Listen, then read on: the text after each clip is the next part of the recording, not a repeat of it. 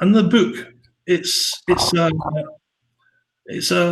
summary of all the things that I've seen as I've gone throughout my time in flying. And also, I think it brings in a lot of the experiences that I had when I would like to say growing up. I don't think I ever have grown up or ever will grow up. But when I was maturing and moving from my teenage years up into my 20s, maybe my early 30s, it was a tough time. And for young folk now who are seeing the things that you and I see without having had the benefit of our experience, I feel for them. I really do. And so, any way we can help them, I'm all for it. And I think what you do in your line of work, Mirella, is fantastic. Thank you. But I'm sure that what you do is also great, yeah, especially for pilots, your fellow colleagues or former colleagues, because they can really benefit from your experience, from your point of view.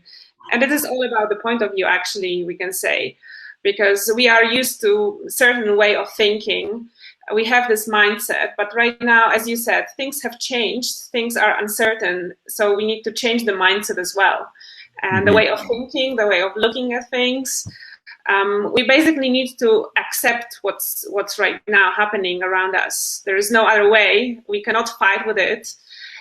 Change, has this element. The first phase of facing change is that we deny it. We don't like it. We feel that it's not fair. But still, there is nothing you can do about it. Yes, you just need to accept it, and then you need to act. Yeah? You need to adjust to what's happening, the situation, and then you need to act. I agree with you totally, Mirella. I think there is one slight danger, however, in assuming that everybody agrees that the situation is negative. I think we spoke earlier about how people do perceive the situation. And because by our very nature in aviation, we are positive people, we have to be. That's what we do. There are a lot of people who will see this as a temporary blip, as I hate to use the phrase, almost like fake news. It's just a manipulation of the system to allow, companies to reduce terms and conditions and to lower salaries. And in a way, that is possible too. But what I would like to suggest to your viewers and your listeners is that, yes, things will get better, things will improve. And for those people who are starting out in aviation now, who are in the flying schools and in the training colleges, I would say stick with it, keep going and doing what you're doing, but have a plan B, because this industry is famous for sucking people in and spitting them out. It's not something that is done maliciously, but it is business. And we have to remember that what we're talking about is business. It's making money. And so what I feel is that you and I, we need to let people know that help is available when they're ready for it. But they themselves need to realize that whilst things will improve, there is a time now for us to think, well, what's going to happen between now and then? And by then, I mean when things get back to something akin to normal, we need to survive between those periods. And some of us may never go back to flying. I don't know whether I'll ever be a captain again in my lifetime. But I think it's time to think the unthinkable and to look at the possibility that maybe we need to find other ways to survive in this world. I hope that doesn't sound too negative to your viewers. It's not meant to be. I'm very much of the opinion that we look at things positively. This is not a disaster. It's an opportunity for change.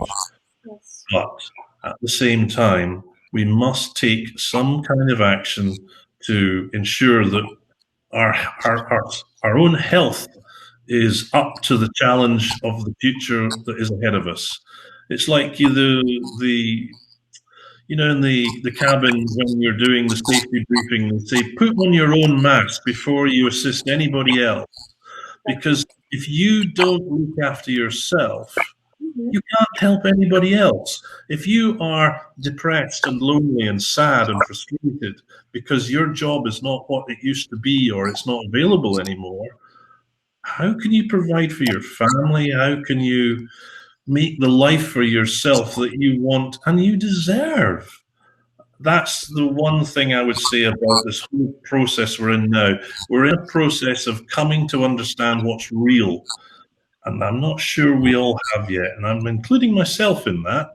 We've yet to see where all this goes. But in the meantime, I'm providing plan B to Mhm. those people who want it. Yes. And this is what exactly coaching is about. Yes. Many people think that a coach is somebody who gives you the answers, who gives you ideas, who gives you advice. Yeah. And unfortunately, it doesn't work like that. Fortunately or unfortunately, some people say, I'm not going to talk to any coach because nobody will be telling me what I should do.